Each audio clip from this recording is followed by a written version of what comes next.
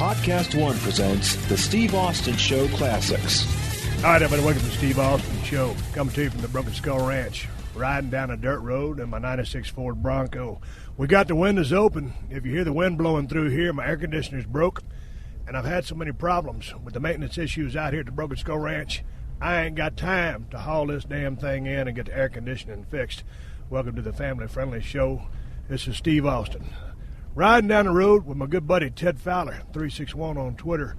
And I told Teddy, I said, hey, man, I got to make up about 30 minutes of content for the part 2 of my Bray Wyatt podcast. And so I said, man, Teddy, I don't know what to talk about. We just got finished with Thanksgiving, and that was a big blowout. Are you glad Thanksgiving's over? Yeah, very much so. God dang, man, I had a blast. My family was down here, my mom, my dad, my sister, her kids. I guided my niece, Emma, on a hunt, and she killed a wonderful 9-point buck.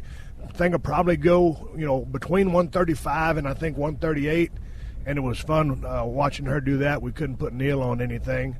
And then my brother and his wife came down. You were here, and it was a big blowout. And then they busted out the guitars last night and started singing. But, dude, my family has been here for 5 days. And, man, when you're entertaining. I drank so many damn beers, ate so many pecan pies, pumpkin pies, and all the turkey and dressing. Dude, we got to go back to six-pack Saturday night because now I got to get my weekly beer in. I'll go back to my little one glass of wine. How are you feeling on the physical level? Because we've been able to start stringing consistency together with our workouts, but my nutrition plan has went out the window. Physically, I feel good. I feel good with the workouts we're having. It's just all of the food. Like I said yesterday, I feel like I'm carrying around twins. Been eating so much. Yeah, get back to our regular program. What I got to do, though, I got to get back on my water because normally, in L.A. or whatever, I always like to drink about a gallon of water. Right. A lot of people don't drink enough water, and I'm probably drinking like one of those 12-ounce bottles a day, and that ain't quite copacetic. And then my damn IPA beer is a little bit high calorie. And I don't really feel like I've gained a ton of weight. It's just the fact that, after I got through with Broken Skull Challenge, gearing up to come down here, and then when I got down here, it took me a week to just de-stress and start relaxing and getting into a groove because I'm coming from L.A. in the city, that routine that I had, and that work schedule from 2 back-to-back reality shows, and now it's almost like I come out here and I, don't know whether, how to get back on track. Jumped on the mower a little bit, started cutting. We got a lot of grass to cut. And you're down here for the long haul now for the rest of deer season, right? Correct. Yeah, until, mid to tail end of January. Pretty good little vacation. Now, we got deer season going in full swing here. Now, we haven't been seeing all of our good deer yet. It's been so green. The deer really aren't coming to corn. But yesterday I was sitting in a particular deer stand and saw, one of our bigger bucks that we've been watching for a couple of years. And, man, I was happy to see that deer because sometimes it's so green out here in this brush country. Because of all the rain that we've had, and we've been lucky to get this rain, but we ain't seeing the deer yet. And I'm thinking, hey, man, where did all of our deer go? So that was a joyous moment, and I had my camera. I always carry my camera to the deer stand, folks, and I had this long-ass lens on there, and I thought I was getting these great pictures. And for some reason, somehow, I pushed a damn button on that camera, and all my pictures looked like it was just midnight out there in broad daylight, and you can barely see the horns on one of the best deer on the ranch. It felt like someone kicked me in the stomach. I was mad as a damn hornet. Have you seen anything good, Teddy? Some decent deer, nothing on the top shelf. But, it's still early, it's still hot. Let me make sure this recorder's still going since you're... Oh, yeah, man. not only having problems with the recorder, the camera, too. God dang it, man. We lost 40 minutes of content the other day, and we turned that show when y'all listened to that show. It was a damn good show. That was a redo. But anyway, we got the record button. Hey, Teddy, let's switch gears here, man. All right. You and I know each other about 8 years. You've been a pro wrestling fan for how long? Long time, 20, 25 years. Okay, we got a little bit of time to kill here because I need 2 segments before I continue my conversation with WWE Superstar Bray Wyatt. And let me go ahead and preface this. I complained on the last podcast about how bad the quality was on that podcast, and people that listened to it said, no, it really wasn't that bad. Well, that's because Stacy back at PodcastOne in Beverly Hills cleaned it up and took out all the distortion and all the delays. So what y'all heard was the sweetened up version. What had happened, because I had to call in a conference line and Bray had to call into a conference line. That created that lag, and that's why I was working with, and it was so hard to have a conversation with a very articulate, eloquent, intelligent guy like Bray Wyatt. It was like pulling teeth on my end because of the discombobulation with the sound. So after I talked with Bray for about an hour, and we were looking to do a 2-hour show, I hung up and I dialed back, and I said, "Hey, dude," I said, "you got another 30 minutes left in you." He goes, "Hey, man, I'm just happy to talk to you. I got as much time as you want." But the conversation, Teddy, was so frustrating because of the discombobulation in the sound. What the people heard was a sweetened up version. What I was hearing was an audio cluster muck. So I got to build in a little time, so I thought we'd shift gears. Since you're a long-time wrestling fan, as long as you've been out here, we talk wrestling, when we talk wrestling, but that's probably, 10% of our conversations? Yeah, correct. So since you've been a long-time fan and you grew up in the Phoenix area, what territory did you grow up watching, and when did you first fall in love with pro wrestling? Man, my grandma used to watch it. I can remember going over to her house. I can remember the old school wrestling magazines.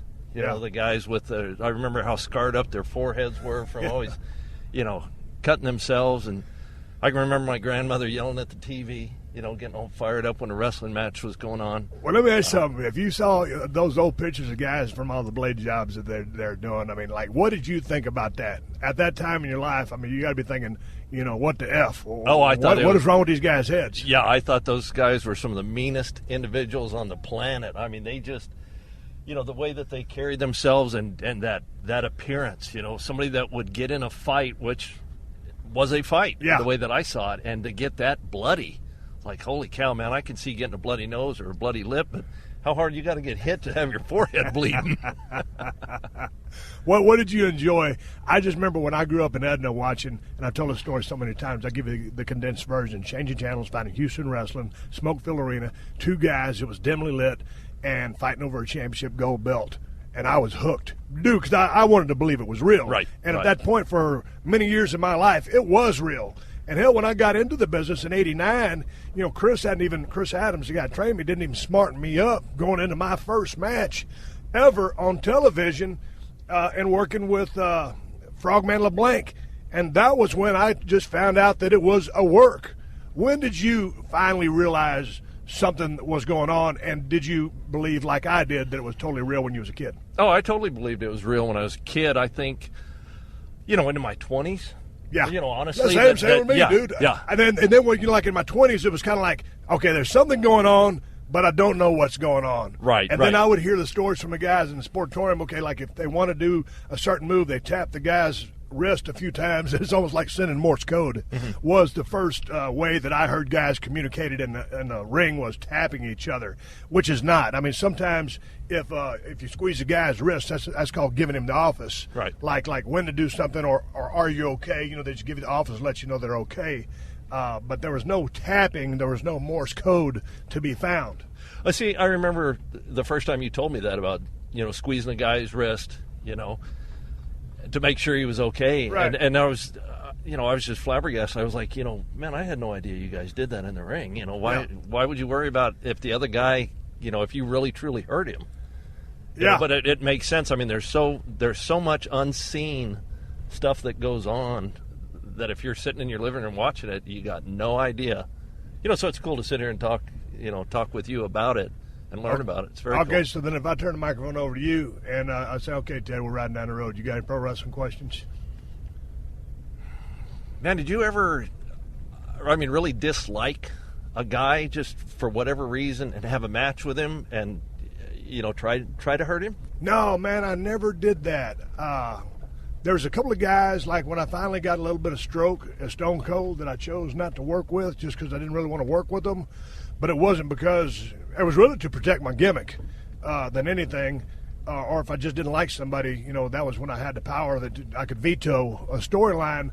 But there was really never any time I got into a ring with anybody, and really in my whole life, I'm actually a pretty friendly guy. A lot of people, when they watch Stone Cold Steve Austin, wouldn't think that, but never with any intention to go out there and try to hurt somebody. And then again, man, dude, I wasn't the biggest guy in the territory, wasn't the smallest guy in the territory, so there's been a lot of guys that go in there with that mentality, and they're not everybody kind of knows about them. You know, certain guys, I won't mention any names, guys in the past that would take liberties because they could. I was never that guy, man. I just wanted to go out there and not even really take a high percentage of the match. I was always a guy that wanted to go 50-50 with just about anybody I got in the ring with. But when I first came into WWF, and I'm segueing from your question, so no, I never intentionally went out there to ever hurt anybody because you're giving a guy your body and he's giving you his, so there has to be that type of trust. But certainly, you know, when I first rolled into WWF and I was working with some of the guys that I work with, you know, a lot of those matches were 90-10, you know, my percentage of offense to theirs to get over.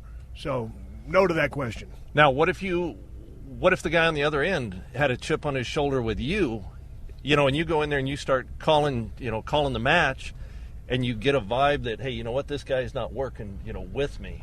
How do you handle that? Well, see, that's when a shoot and a work, type attitude in a work situation turns out to a bad match. You know, case in point, well, Shawn Michaels and Bret the Hitman Hart rubbed each other the wrong way for a long time. And, you know, like in their Iron Man match, it was a 60-minute match, and it was a hell of a match. And I believe if, you know, I could ask one of these guys and clarify this, but I believe that Shawn called 30 minutes of that match and Bret called the other 30. They called each other's, you know, stuff. And it turned out being a good match, and you can see some real snug work in there, but it was all professional. But those guys didn't like each other at all. And at one time they got in a fight backstage, but anytime they went into the ring, it was totally professional. I got to get a picture of these javelina. Yeah. We're going to interrupt the story. I got a long lens here on my thing. I'm going to push some pause. Now there they go. All but the javelinas run off. Okay. We're driving around in these ranch roads and javelinas run off.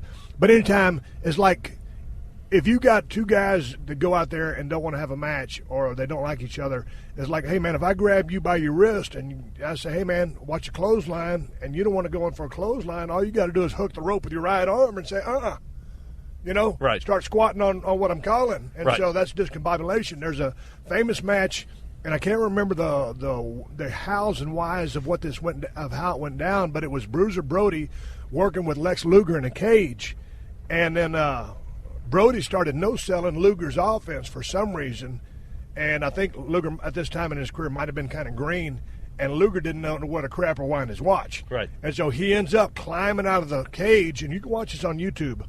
And he climbs out of the cage and leaves the ring because he's scared of Bruiser Brody because Bruiser Brody was a bad dude. Right. And so that was a case of something, you know, and I can't remember if you read all the little comments underneath that match on YouTube what was actually going on. But, dude, to answer your question, if you ain't got two guys out there that want to cooperate, you ain't going to have a good match. And so guys can, you know, even if they don't like each other, they can work snug. If a guy is lighting you up too much, you know, that's a potato. Mm-hmm. And then, you know, finally, if, you know, I was always real good about taking a couple of potatoes. I'd give a guy several before I sent back a receipt.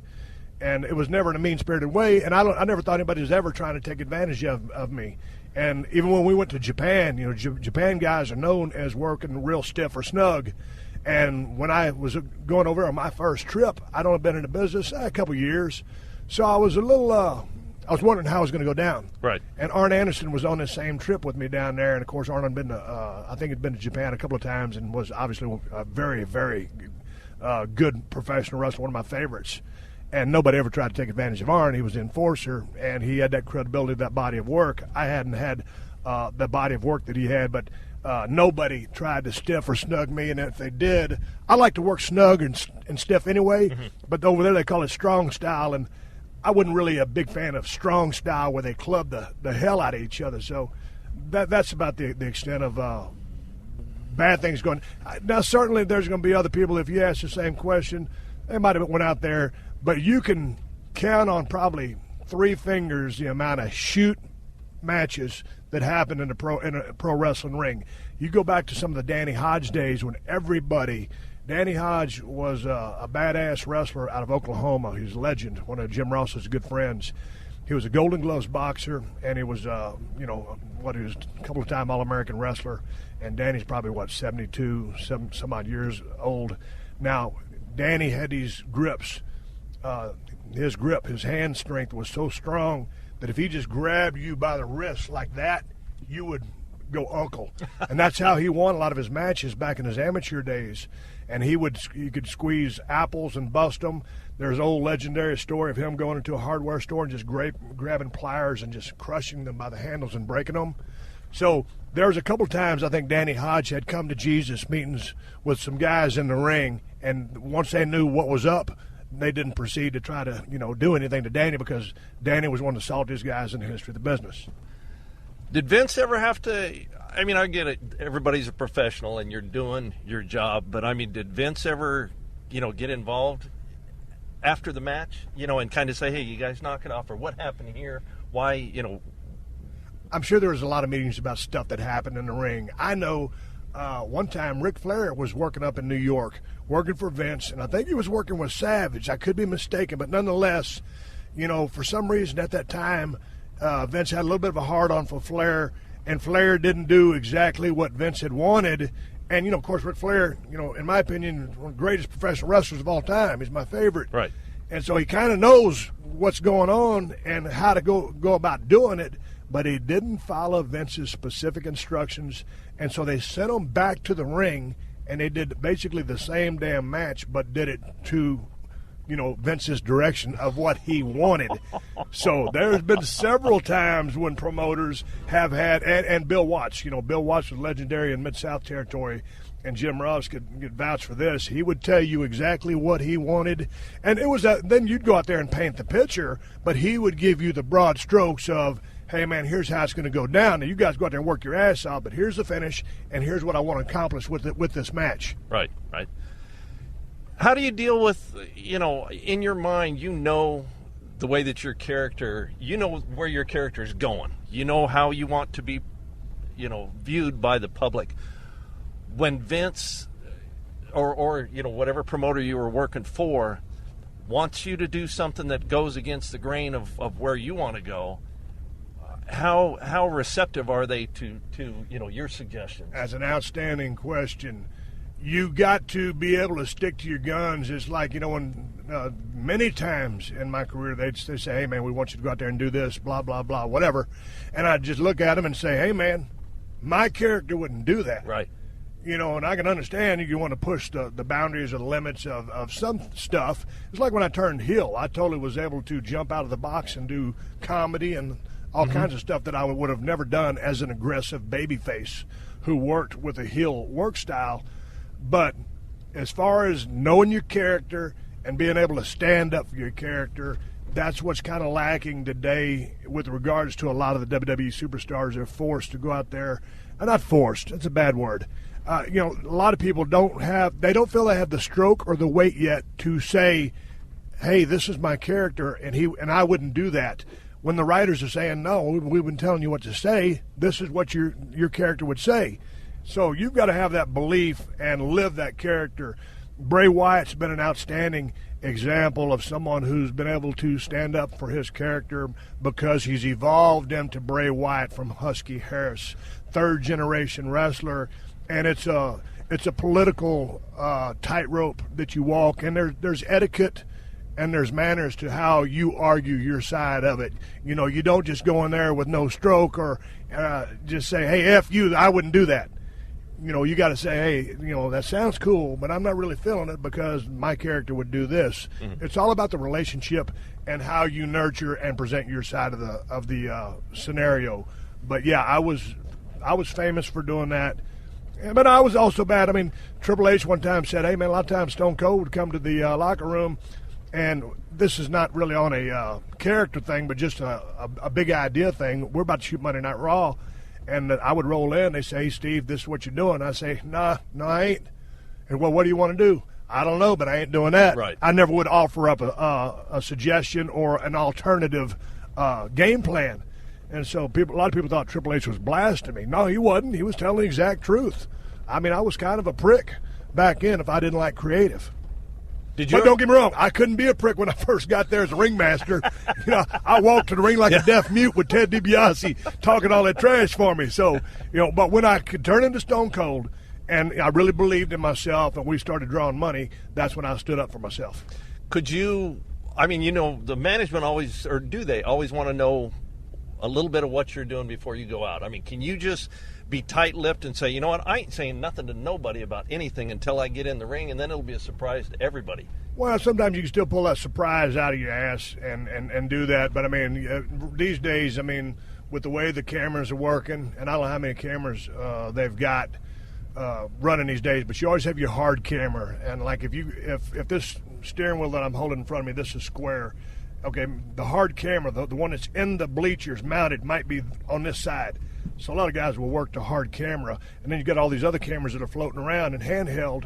But there's so many different cuts, and you know, if there's a specific part of the match which they want to make damn sure they don't miss, you know, there's some blocking, as you would say in the acting. But yeah, there's a little bit of 4-1-1 exchange these days. The way the business is, there's a lot of that. So they know camera angles. They kind of have a grasp of what's going to happen. But that being said, you know, anything could happen at any time. There's a lot of guys who, when they'll pin a guy in the ring, they'll pin, and when they go for the pin, they're always looking at the hard camera because they want their face to be right there in the hard camera.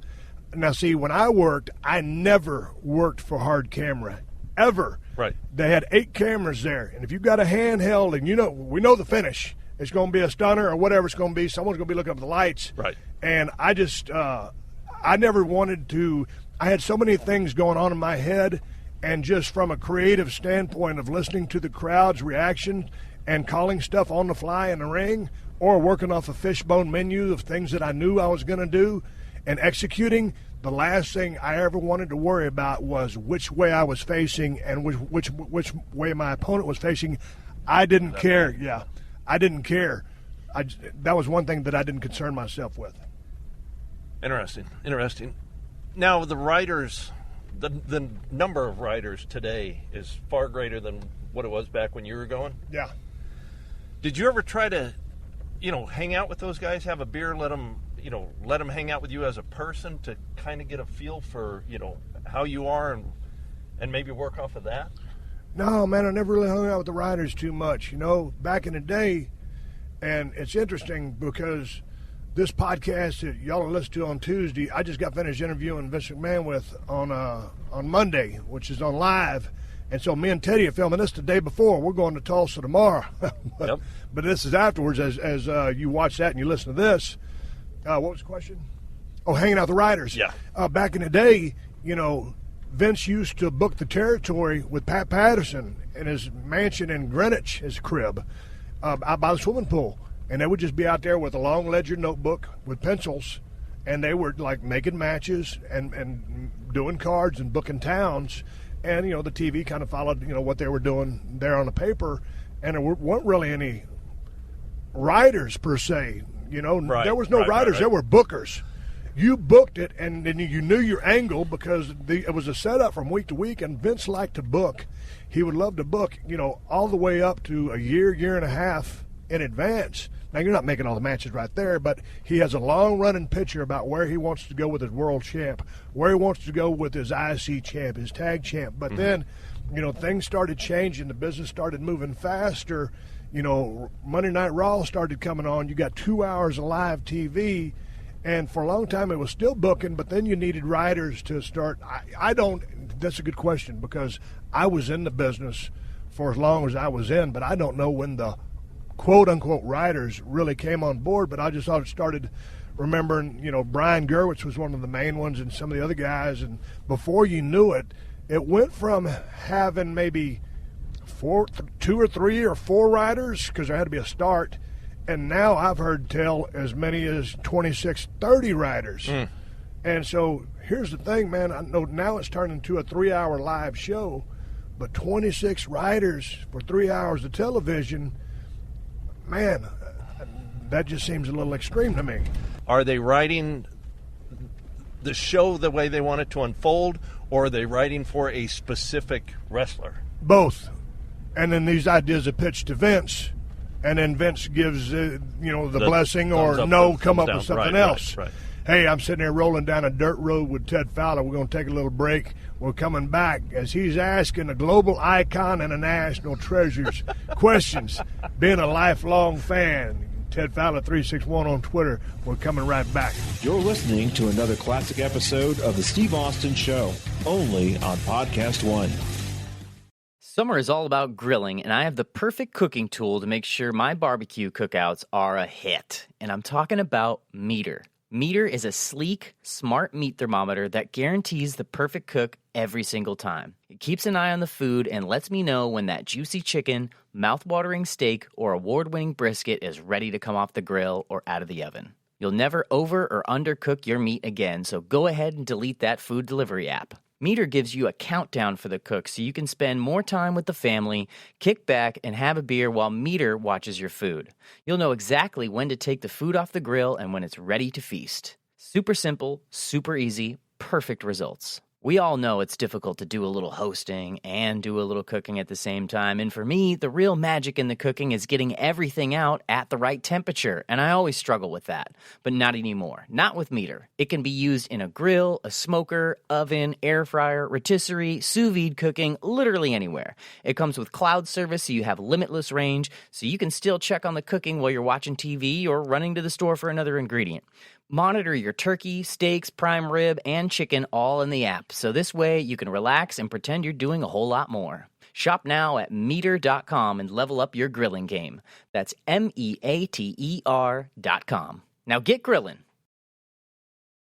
All right, here we are, riding down the road in a green and silver Ford Bronco. I've turned the microphone over to Ted Fowler. We're talking pro wrestling before we get to the second part of my conversation with WWE Superstar Bray Wyatt. Fire away, Teddy, what you got? Question is, Bray Wyatt, he was, Husky Harris before he became Bray Wyatt? Right. A majority of the time when a character changes from one to the next, from Stunning Steve to the Ringmaster, who calls that? The wrestler himself getting stale with what they're doing, or does management? Does Vince have a light bulb come on and go, man, I got a new way that I want you to go, and you got to be a different person? Well, it can happen many ways, and it's not always Vince's idea. Now, Vince, when I pitched, let's talk about me for a while. When Vince called me on the phone, I tore my tricep on that tour of Japan with Arn Anderson I just talked about. So I'm busted up. I go to ECW. I'm working. I'm cutting promos. Paulie dangerously. Paul Heyman helps me out tremendously. Phone rings. Vince pitches the idea of the Ringmaster. Okay, now the idea of the Ringmaster had been around for a long time. This was a gimmick that they wanted to drop on a guy, and he was going to be the master of the ring. So anyway, he figures, okay, so the Steve Austin guy's a mechanic.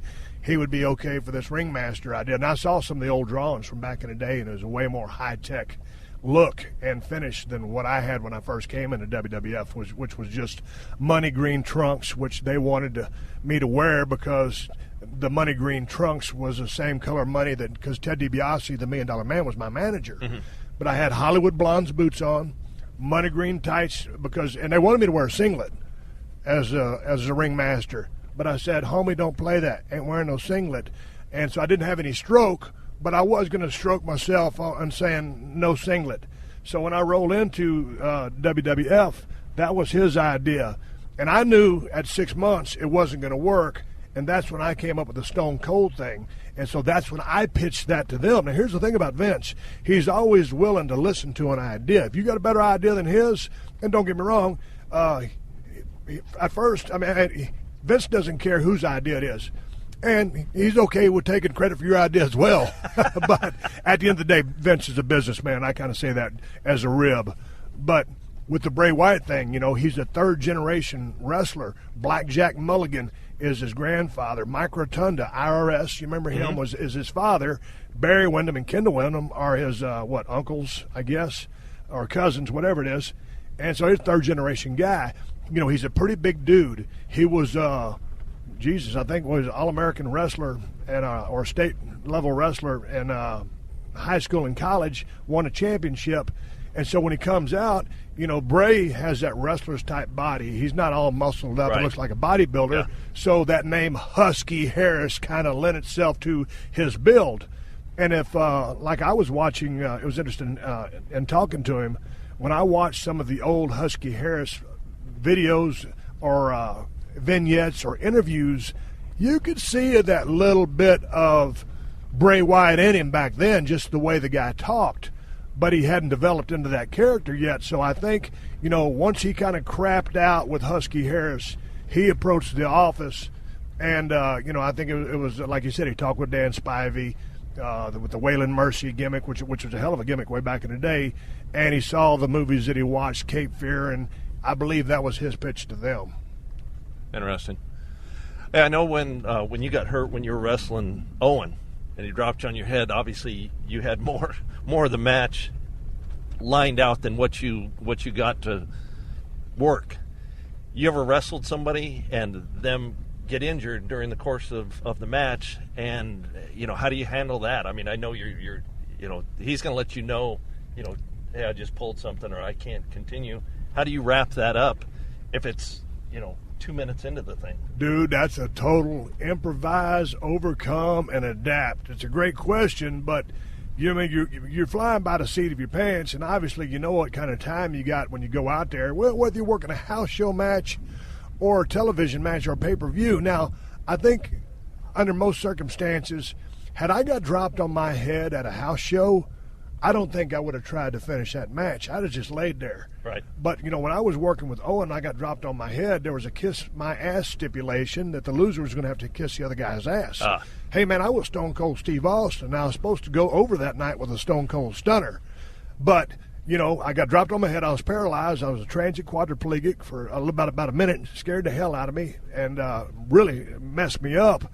But I'm figuring, man, I wouldn't even think I'm Stone Cold Steve Austin. It's been how I operate as a competitor. I must finish the job at hand. So that's when I was able to lay there, and I told him, don't touch me because I can't move. And that's when I could finally start moving my arms and legs. And I told Earl Hebner, I said, tell him roll up for the win. It was the worst cradle in the history of the business, but I tried to. That was my way of getting out of the match. Many years ago, we were working on television, and it was a tag match, myself and Triple H against, I can't remember who the opponents were. I think it was Chris Benoit and Chris Jericho. I can't remember. Someone just sent this into my questions at SteveAustinShow.com the other day. But Triple H blows his quad in the match and was able to, have the strength, determination, and guts to somehow finish the match. And dude, I mean, he tore his quad off his knee bone, whatever the scientific description of the injury was. He was screwed because they had to go in there and tie that tendon back down to his knee. But you just do what you got to do to make chicken salad out of whatever has been dumped in your lap, and that's just improvisational skills and common sense. And sometimes, it's just a flat out ring the bell. We got to have medical things go. We've got to have medical personnel out here. Check this out. We're at the Royal Rumble. I think it was the second Rumble I was ever in, my Battle Royal, and I was supposed to be the fourth guy out. It might have been my first, as a matter of fact. So your first year in the company, and you're going to be the fourth to last guy left in the ring. That's a pretty good rub. Yeah. You've weathered the storm from 30 WWF superstars, and now you're number 4, and going down to 3, 2, 1, and whoever wins that gets the big push.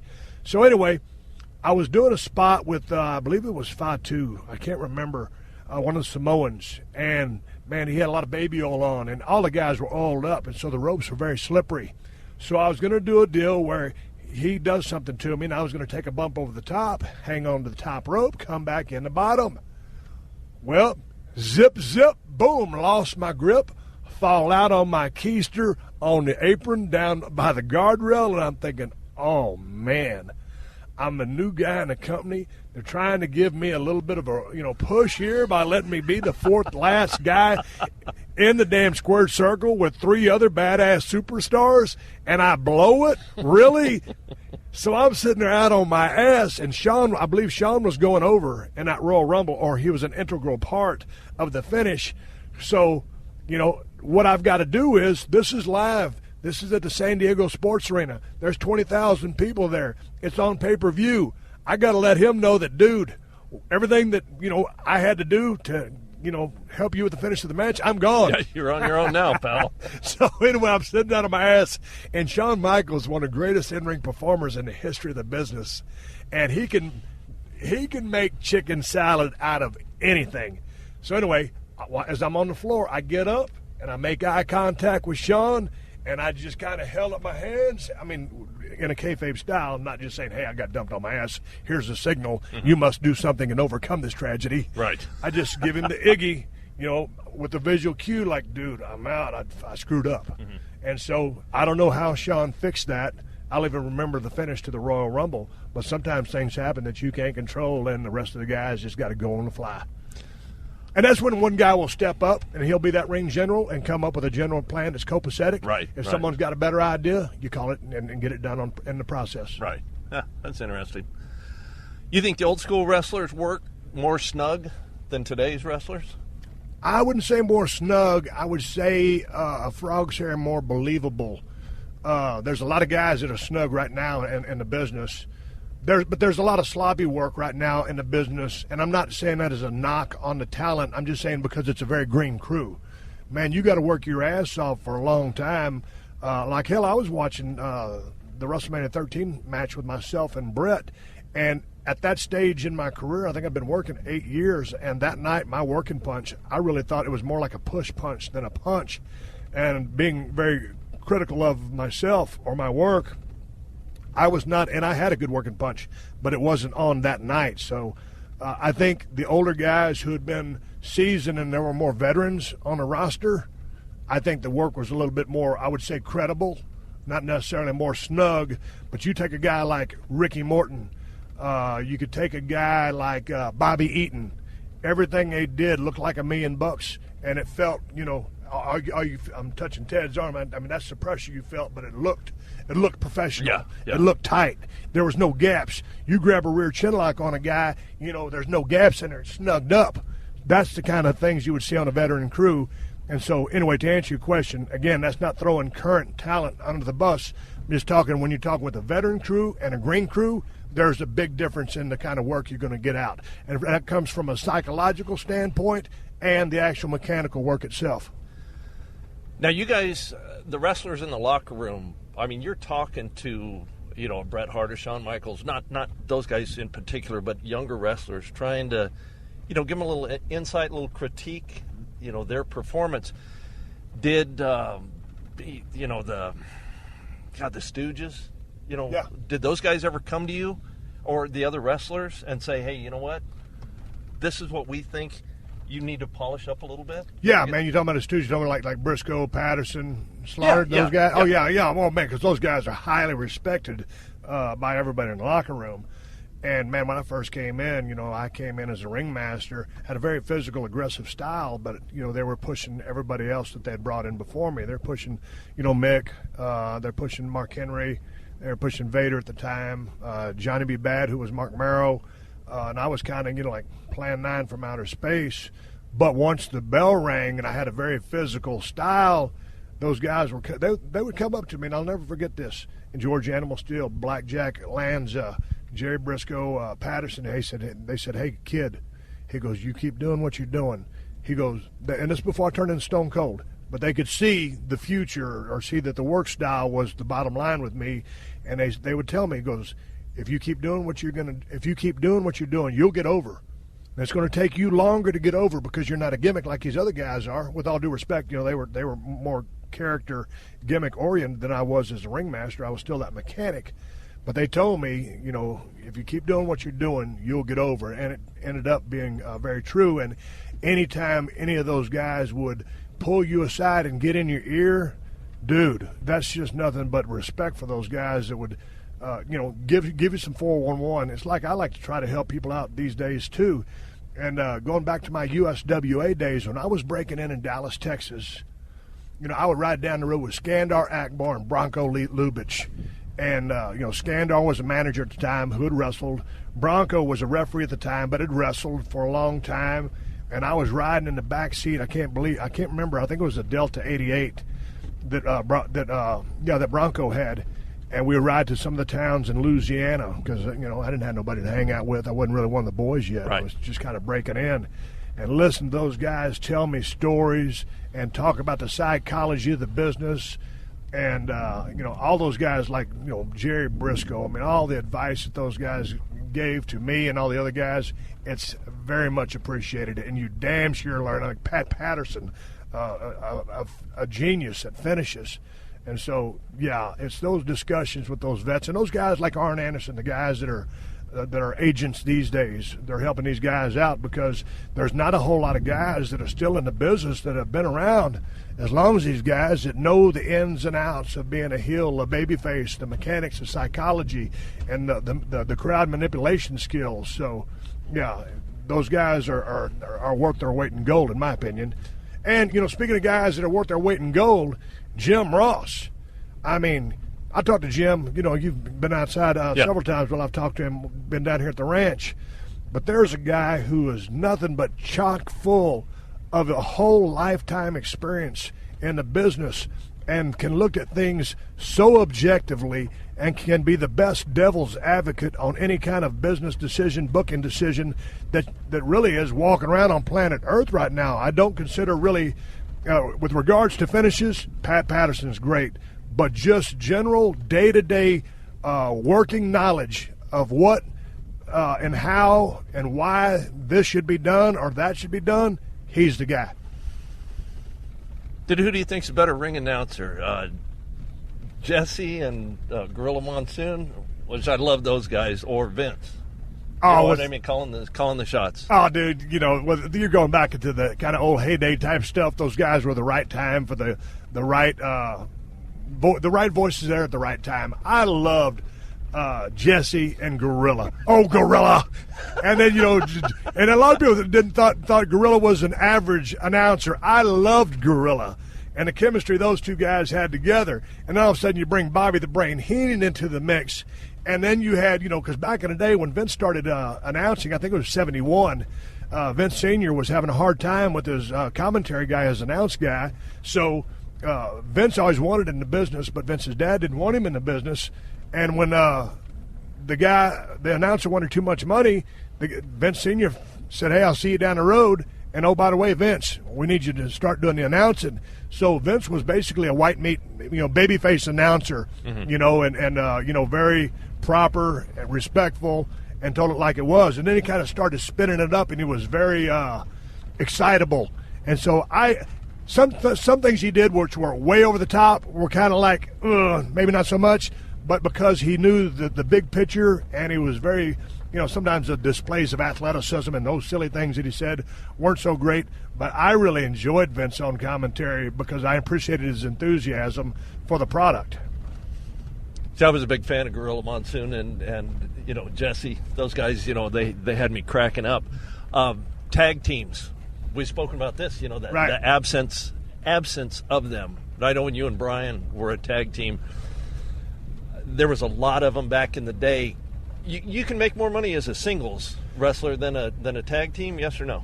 Yes, because, when it all comes down to it, if you're working in that main event spot, you got to split that. They're not, like Jim Ross just did a podcast about it, how wrestling payoffs are made. And, I think he ruffles some feathers, but at the end of the day, that formula has kind of been around for a long-ass time. So let's look at it this way, because if you want to listen to that, you can go find the Jim Ross podcast. It was a recent one, and listen to him break it down in a scientific fashion. But say you've got 10 matches on the card, and you have, your house, your total money, you've got your gross, and then after paying all your bills, you got your net, you pay your talent. Okay, so here's your main event money, and instead of you and me are working on top, so we've got X amount of dollars to split between the two of us. You and me as a tag team taking on the Road Warriors. We got 4 guys splitting main event money. So you're gonna make less. Now, is it exactly half as much? No, because they could toss a little bit more in there. There's a formula, but there's also taking care of the guys as well. But theoretically, in theory, and really, yeah, you're gonna make less money as a tag match. You're probably gonna make less per person than you could as a single if you were a highly successful single. And there's been great tag teams, like let's take the Road Warriors. Those guys separately, maybe they wouldn't, in theory, got over like they did as individuals the way they did as a team. Right. So that would say, hey, we're going to make more as a tag team than we are as a single because we're better as a tag team. Get it? Yeah. From the business standpoint, does a tag team, bring in as much revenue as a singles match? I mean, would they ever have a wrestling event where the last match, the main deal was a tag? Oh yeah, man, all the time. I mean, you go back to the Midnight Express days, Rock and Roll Express days, some of the greatest tag teams of all time, and the legendary feuds they had in there. And there was the proof in the pudding. I mean, a lot of times they put Midnight and Rock and Roll, I think, on the B squad, and they were outdrawn the A squad, which was Flair, Dusty, and the proof was in the pudding. So make no mistake about it. You get two badass tag teams with four badass stars, you can damn sure outdraw two singles guys any day of the week. But anyway, we're going to wrap this part of the conversation up. It's time to get to my conversation with WWE Superstar Bray Wyatt. I appreciate Ted Fowler asking me some questions and helping a brother out on the podcast. You can check him out on Twitter at TedFowler361. We'll catch you down the road. You're listening to another classic episode of The Steve Austin Show, only on PodcastOne.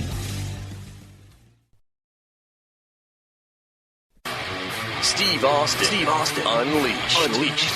Here I am sitting on my ass at the Broken Skull Ranch. All I did was hit the stop button and then hit the record button because I got some slow download speed to divide these two shows up. All right, Bray, how you doing? You feeling good? I'm feeling great, man. Man, when I look at some of my some of my favorite matches of all time, there's been some hellacious matches against technical wrestlers. Looking back, some of the things that you witnessed, what would be some of the favorite matches of Bray Wyatt that you were not a part of?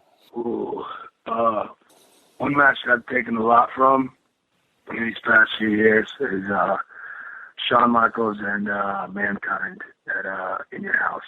Right. Yeah, just the violence and the pace of that match in particular was, it was incredible. And some of the unique things that Mick could do attached with the unbelievable in-ring ability of Shawn Michaels. I have to pick that as possibly one of my favorite match of all time. But there's so many that I've taken from, so many that I've watched and admired. I always loved any combination of Vader and Stan Hansen. Yep. Or Vader and Sting is actually very fun to watch as well. Yeah. I just like kind of those brutal forces where in my eye I can tell that they're out there and they're just fighting each other, and that's really exciting to me as a viewer and as a fan of this business to watch and be able to try to pick apart, how exactly they put this thing together and what was going on in their mind. But I like any of those type of era matches, real violent and brutal ones. There's so many I could sit here and name them all day, but those are some of the few that stuck out to me. When I see the Wyatt family as a whole unit, and you look at Luke Harper, he reminds me from a visual standpoint so much of Bruiser Brody. Were you a fan of Brody's work? Oh, of course. I was actually watching him in Terry Funk the other night. Just go out there and just beat the hell out of each other. But I like Brody.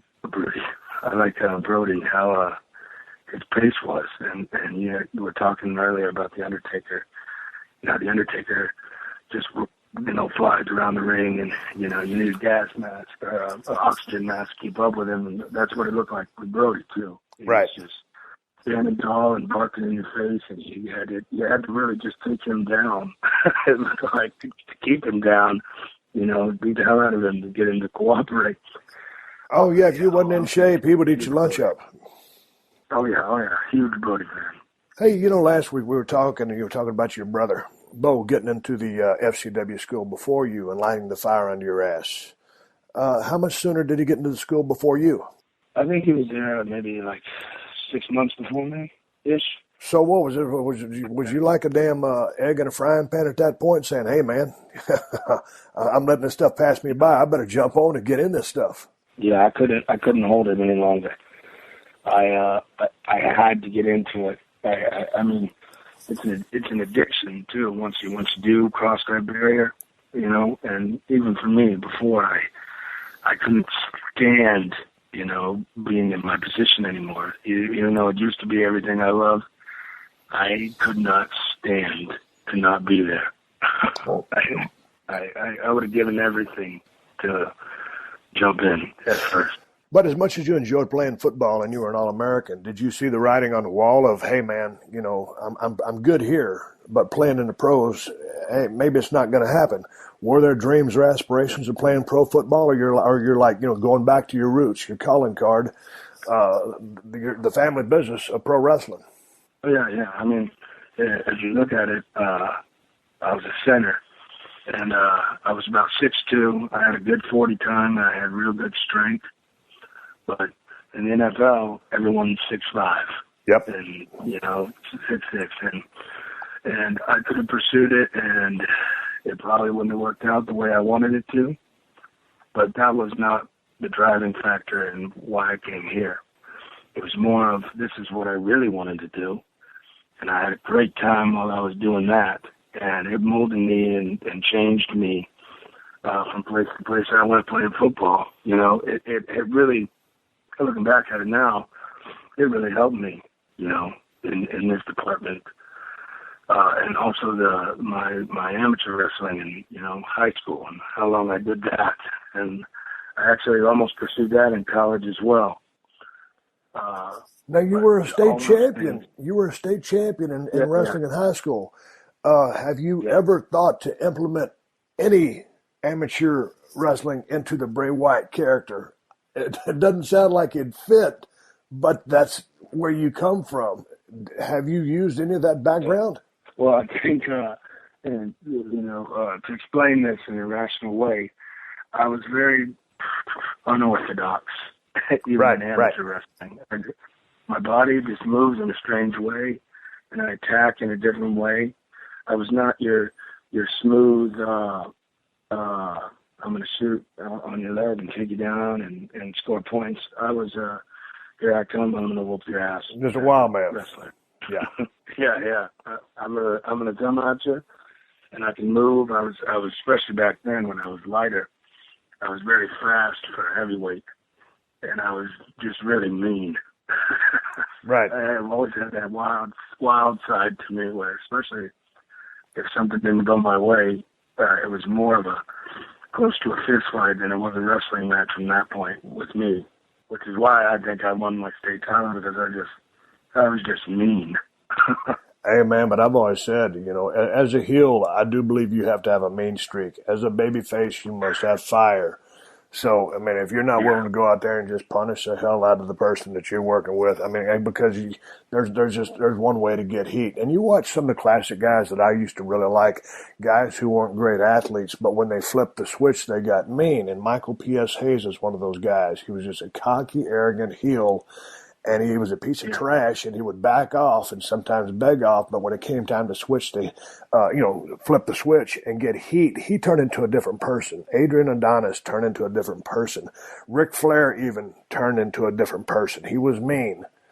And that's what I think is a big key to making a successful heel. And then on the other side of that, as a babyface, I mean, the guy has to have fire. There has to be some spark. And sometimes I think you can work with a person long enough that they understand this, but for the most part, you're either born with that competitive spark or that mean streak, and some people will never get it, and that's why they never ascend to a higher level, given the facts that everything else that they do is very good. I agree with that 100%, man. There's a level of tenacity, and you see it in every sport in the world. You either have it or you don't. And it's a switch, and not everyone possesses it, which is why I think it makes people special that do have it. And I think my fuse comes from my father, who has the same type of fuse. It's okay, not anymore. Right. Now you're right. And I mean, it's easy to portray in wrestling because it's easy to get mad and frustrated out there, and if you know how to channel it and now give it the right outlet and let it be a part of your match, they swim together wonderfully together. Hey man, it's always it's interesting for me to sit here and think. I mean, you're a third generation guy. I mean, so like if you're just sitting around at the dinner table or for a family gathering, I mean, would it be just like you and your father, Mike Rotundo, IRS? I mean, did y'all ever just sit there and just talk psychology or talk about the business? Or did y'all leave that away from conversation? Because here was a guy who'd been around, speaking of at least Mike right now, your father, who'd been around for a long time, great psychology, great worker, very solid in the ring. Did y'all ever have those conversations where he'd say, hey, man, you might want to slow this down, or you might want to grab a hold here, or more transition, maybe work a spot here? Did you borrow any psychology from your father?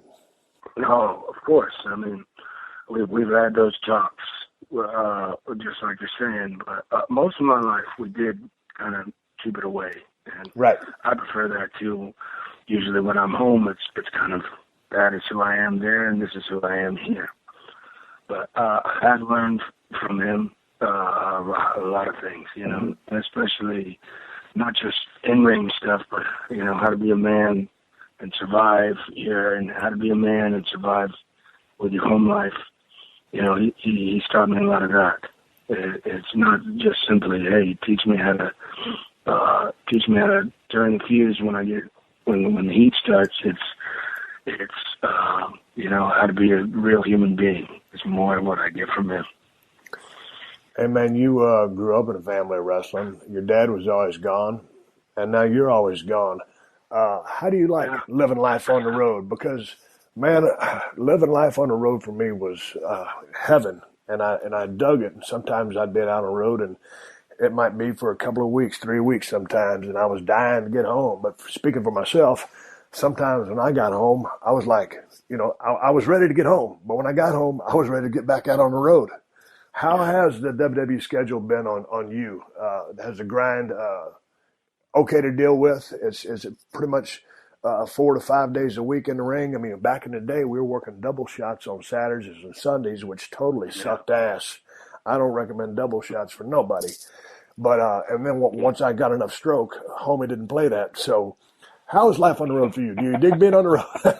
Hey, man, when you get a chance to call a few shots, you got to call a few shots. How you like living on the road, Bray? You know, I look at it like this. I'm going to live as hard and as fast as I possibly can while I can still do this. Like I said, it's the traveling and the waiting and the pressures of thinking. That's what they pay me for. And the in-ring stuff, you know, that's what I do for fun. But I look at it as, you know, go hard now, and then you'll get to enjoy the fruits of your labor later in your life. And that's where I want to be. You know, I want to provide as best I can for as long as I can, so that when I'm done, I'm done, and I'm going to stay around where I live, and I'll be able to enjoy all the hard work I put in my entire life. You know. You got to make hay while the sun shines, and that sounds like what you're doing. Like you said, and at 27, you got to get it while the getting's good, and right now it is. Yeah. Later on down the road, in 10 to 15 years, you can segue into that lucrative radio career. Yeah. Make a big spot open for me. Yeah. We'll do the Bray and Steve show. We'll be a podcast. We'll talk about everything but wrestling. Hey, man, talk to me about your brother Bo, because I know y'all don't talk about the fact that you guys are related on WWE, on Monday Night Raw or SmackDown, anything like that. But how big of a support system have you been for him and him for you? Because I'm a Bo-liever. I like what your brother's doing. He's a breath of fresh air. He's doing things that are a little bit different. At first, when he came out, you know, he's a good-looking kid. He had that cheesy smile, and I said, man, what is this? And then I kept watching him do those promos and do his victory lap around the ring. So I dig what your brother's doing. How proud of you of him and vice versa? Kind of cool, because we got to get into it together, and it reminded me of, you know, growing up with my dad and Barry. You know, they were always a team together and best friends.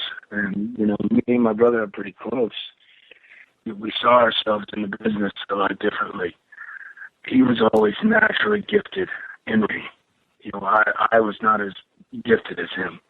He, when he's in the ring, he reminds everyone that watched him of Barry. And unfortunately, his time in the WWE hasn't really gotten a chance to show exactly everything that he can do, because he can do a lot. Right. He will get that chance, and he's only 24, and we're lifers, man. We're not trying to come to the WWE to go and become movie stars. This is what we do, and this is what we want to do. Because I wouldn't do a movie, especially if it's a horror movie, but that's, neither here nor there. He is going to be a big star here, too. And we've known that since we were little kids, giving off power bombs on the trampoline to all the neighbor boys against their will. This is who we are. This is who we will always be. Hey, how'd that spider walk come about? Oh, that's interesting. Randomly one day, I was working with Terry Taylor and Jim Mercury down in Florida. Both of them have been extremely influential as far as little tidbits I've done. Little pieces of my character and my career. But literally, I threw someone in for a hard buckle, and they moved, and I caught myself, and I was just bending backwards. I don't know why. I could never be able to explain what was going through my mind at that point in time, but I just hung upside down by the ropes, and everyone around me went, whoa. You know what I mean? It was just like one of those things. I wasn't trying to experiment with it. I just did it. And it evolved later on down the line. I was at a live event somewhere, and I was just hanging there, and I go, man, I wonder if I could catch myself. I just dropped, and I caught myself with my arms, and I just started walking and just listening to the crowd. They were freaking out over it. And it was baffling to me. And when I came back, something's good when all the boys are going, wow, man, that was crazy. That was cool. And it was just something that fit with the character and happened accidentally, which another great inspiration of mine, Woman Smiley, told me that's how he figured out a lot of his things, you go out there and you just accidentally do something. And then you go, wow, man, that worked. And that's the experience part of this, That's why it takes so long to get good at this, in my opinion, because you have to experiment. You have to fall on your face. You have to fail to ever see any kind of success and understand what works and what doesn't. And the spider walk is an example of something that accidentally worked. Where did the Follow the Buzzards come from? I dig that. It was, I was on my way to FCW one morning, and people ask me all the time, what does it mean? And it's so simple. And it was right after I got hurt. And my promo was going to be, where was Bray, where's Bray? And I was driving through the woods where I lived, and there was an open pasture, and I looked out, and there was just a gigantic circle of buzzards. And I was thinking to myself, oh, man, some died under there. And then it just snapped, I was thinking in my head, where's Bray? Where's Bray? He's where all the dead things lie, where all the hate lies. Where's Bray? Follow the buzzards. And it just stuck. It was something like, it was right in line with Bray. Everything he says is so confusing, but so rational. And if you follow the buzzards, then that's where they led you to Bray. What is normally a bunch of buzzards, follow you to death, basically. Hey, man, I'm on WWE.com. I'm looking at your merchandise. How much of a hand do you have on the creation of your merchandise? I'm not really a huge, hey, get me a T-shirt out now type of guy. That's not really who I am. But when they ask me what I want, I say, give me death metal shirts, because that's what I think is cool. And I don't like shirts that just to collect. I use a pro wrestling shirt. I want my shirts for those who know it will stand for something, but everyone else who sees it goes, man, that's a cool shirt. that's basically my input on that. I dig the buzzard logo, and to follow the buzzards, man. That's a money maker for the next 10 to 15 years, just off that one thing. But these moccasin slippers and the boots and some of the other stuff, I don't know about, but I'd be marketing the living hell out of follow the buzzards, man. But my point is passive income. You got to take a few bumps in the ring and tell a story and get some heat on somebody and put your body on the line to get paid in the arena business. But this is that income that you can make, and still you gotta remember you're a commodity, you're a product, and you got to be able to look at that side of it. So this is, again, as I was talking to earlier about Cesaro and offering my comments, I'm offering my comments here, which are not solicited by you. My observation is they need to work on your merchandise a little bit better. These damn little dolls they got on the front of this shirt are pissing me off. I see the damn Wyatt family is way more aggressive, way more cool than, like you said, Gwar, along those lines, Zombie, Danzig. That's the vibe I'm feeling. So, and you don't want to just go out there and wear Bray Wyatt shirts because that wouldn't be your character or your gimmick. I dig that. But when people go to WWE.com and go to check out your merchandise, they've got to have some cooler stuff than this for you. And again, that was said by Steve Austin, not by Bray Wyatt. Bray, as we speak right now, I'm chilling at the Broken Skull Ranch. It's deer season. This is a big part of my life. This is a big part of who I am. It's what I do. I come out here. I have 2,100 acres, and I have four-wheelers, and I have Polaris Rangers, and I like to be by myself because I'm a hermit. Now, my wife is here, and my 3 dogs are here, but I'm a hermit. So in your free time, is there any hobbies you pursue, any outdoor activities? Do you hunt? Do you ride four-wheelers? What does Bray Wyatt do when he's not doing family-oriented stuff, left to your own devices? How do you occupy your time to try to get away from the business? I'm a Jeep Wrangler guy. I live in the woods, and there is endless trails out here for Jeeps and four-wheelers and that type of thing. I like to get out in the woods and destroy my vehicle and, dance with them a little bit. I like the water. I like to be out on the water and around the water. I spend some time down in the Keys. I got some family down there. And, I like to fish. I like to spearfish, catch lobsters, Hunting has never really been my thing. Yep. Just because I just never really was around it. But I think that spearfishing is just such an intense way to hunt because I like the feeling of I'm not just waiting for them to walk by. I'm also watching something that can take me out too. I like the thrill of being in danger and hunting at the same time. So spearfishing is something I really enjoy. It's just. Well, that being said, are you an adrenaline junkie? Are you a guy that would jump out of an airplane and just go parachuting because they needed a thrill?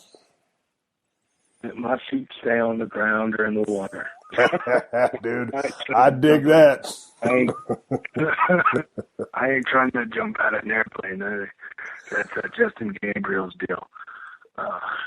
I'll tell you what, if someone was trying to convince me to jump out of an airplane with a parachute on my back, they're going to have a hell of a shoot fight on their hands. I'm not saying I'm the toughest guy in the world, but I don't think there's a human being in the world who could throw me out of an airplane.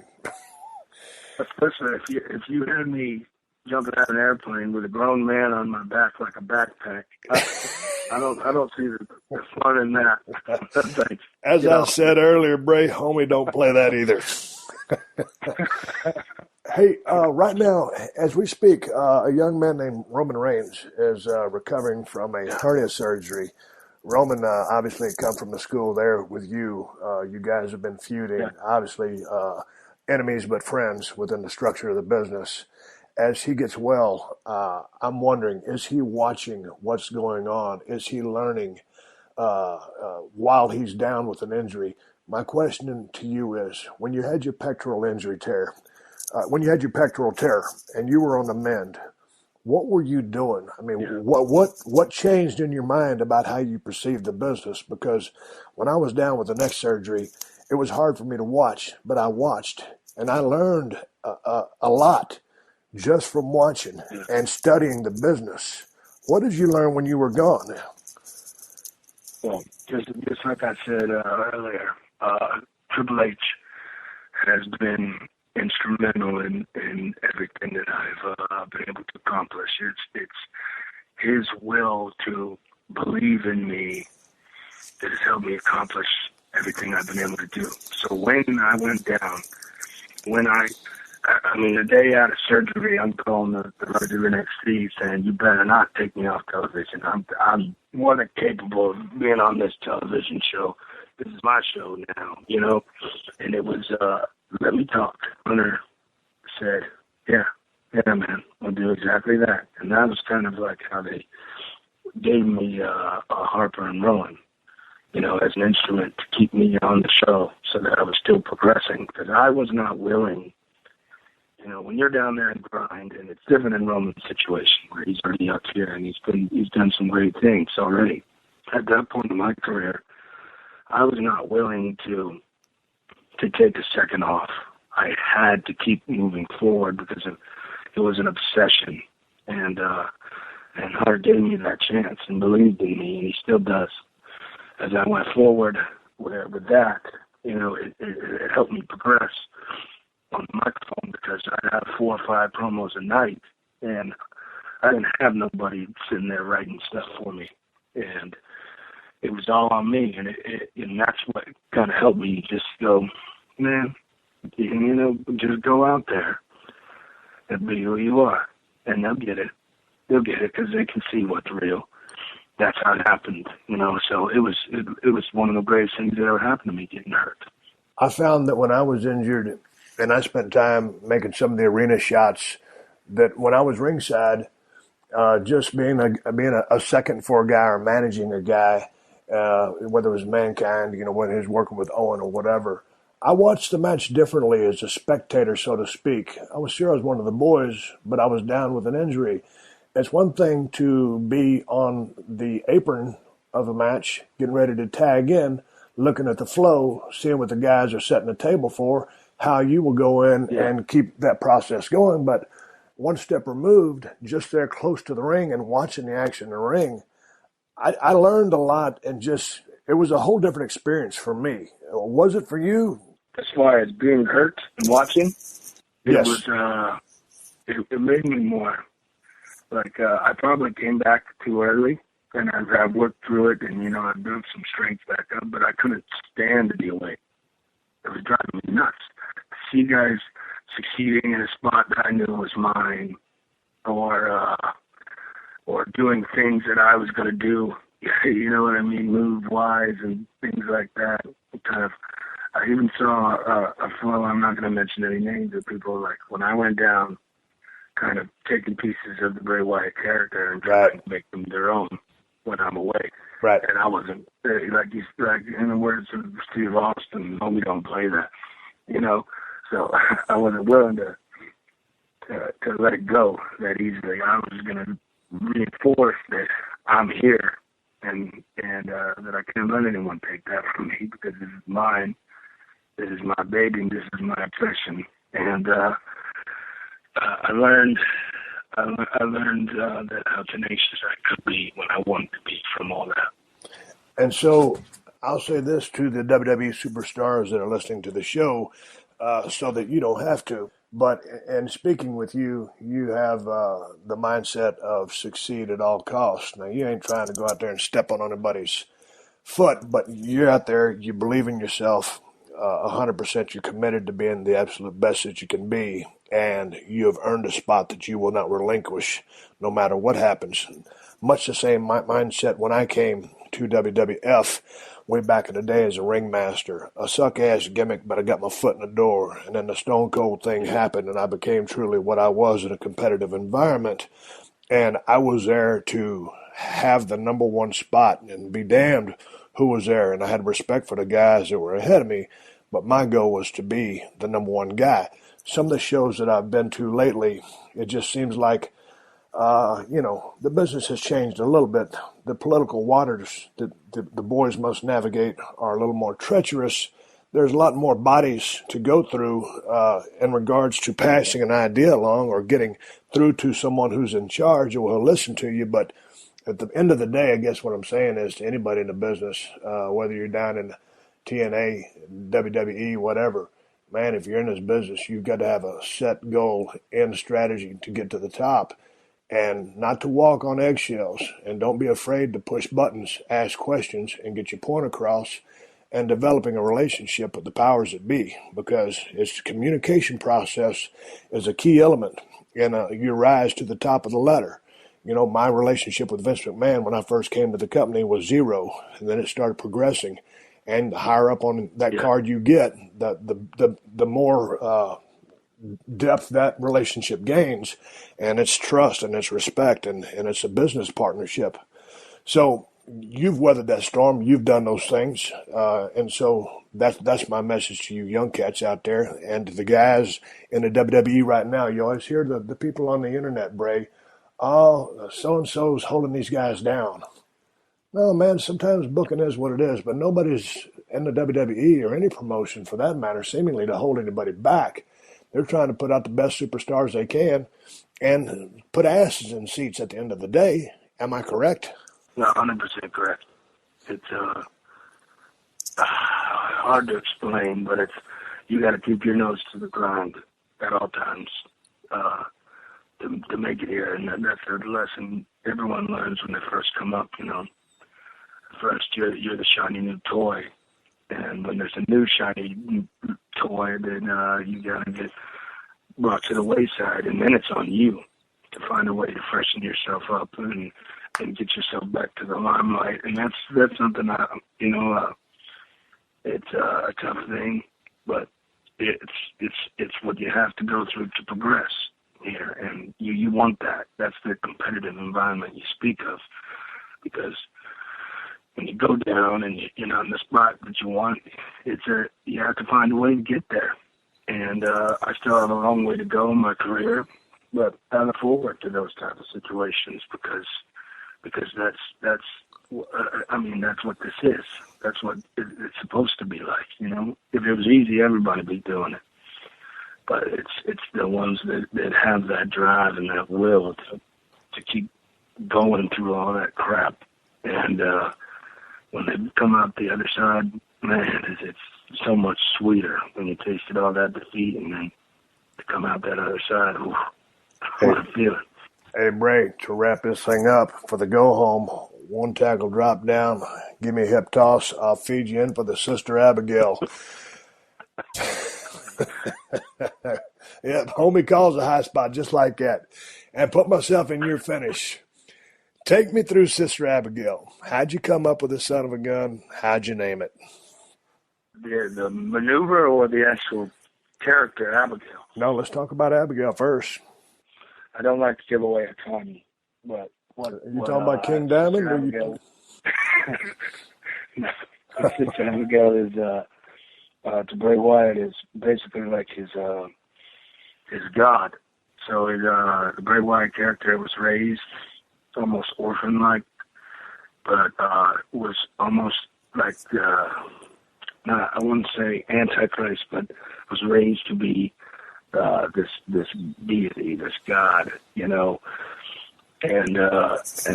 Abigail is, inserted into Bray Wyatt as the finisher, so to speak. I explained it as her touch could save the world, and her kiss burns it all to the ground. So in itself, it's not just a finishing maneuver; it's almost a place in time, a transgression, if you will. But where I got the actual maneuver, I have no idea. I saw it in a tape somewhere, probably sent from Japan, but the real driving force behind it is the Abigail character, the kiss and the dance and all that. It was instrumental to the success of Bray Wyatt. Now, what were you using as a finish when you were Husky Harris or did you have a finish? When I came in as a ringmaster, I was looking up the lights. My finish was what everybody said was what anybody was going to hit me with. I think I started out on NXT TV, and I did the senton one time, and everyone just loved it, loved the way it looked. So my senton became my finish for a while, and I rolled with that for quite some time. But then I came across that move, and Joey Mercury again put his name out there. He was instrumental in helping me come up with when I dance with the character and Abigail's kiss and all that type of thing. You know, he helped me come along with all that, but the senton was my original finish. But see, the thing about that Sister Abigail I like is no matter how big you are, who you are, whether you're, that dude that wears that white bull outfit or you're 7 foot tall Big Show, you can give that thing to anybody. And that's important when you're trying to come up with a finish, because if you're doing something that a top guy ain't going to take, you got the wrong finish, because you ain't never going to get to give it to him. Yeah. and it is like, that's kind of the rule of thumb whenever you're giving a finish in developmental is, hey, man, can you give that to Big Show? And if your answer is yes, then it's a go. If not, then maybe you can use it for today, but we're going to try to come up with something different for you in the future. And an honor it has been to give it, actually do it to Big Show and prove to everyone, yeah, look, I can. See? It's kind of an honor in itself. Well, Bray, I'm going to wrap this conversation up right here, man. It was good talking to you. I've been a big fan of your progression since you got in the business. Obviously, I stated earlier, every time I cross paths with you, which is very seldom, I enjoy speaking with you. Keep up the good work, keep up the learning process, and keep up the hunger, because, as you know, that's what it takes to stay on top and to keep furthering the progress and carry yourself to the holy grail of being a world champion, putting asses in seats, living out your dream. Right on, man. I appreciate the time. I look forward to the next one.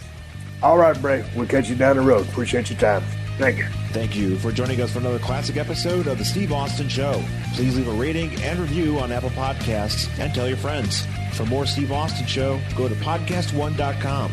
That's PodcastOne.com.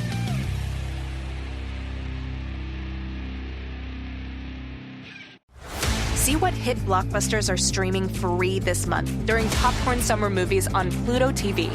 Watch Django Unchained or Transformers Dark of the Moon for an action-packed evening, or The Truman Show and School of Rock for a good laugh with the whole family. Plus, Pluto TV has thousands of other free movies available on live and on demand. Download Pluto TV on all your favorite devices for free and start streaming now. This is Below Deck's Captain Lee. Listen to my new podcast, Salty, with Captain Lee. Don't you mean our podcast? Yeah, I guess I do. Anyhow, listen to Salty with Captain Lee, co-hosted by my assistant, Sam. And we will be talking about the latest pop culture news and all the gossip every week. So does this mean we have to talk by ourselves, about ourselves, or can we at least have some guests on? I don't know, I find myself pretty interesting, but yeah, we can have some guests on, some of our reality TV friends, and some stars. Works for me. Listen to Salty now on Apple Podcasts, Spotify, or wherever you get your podcasts.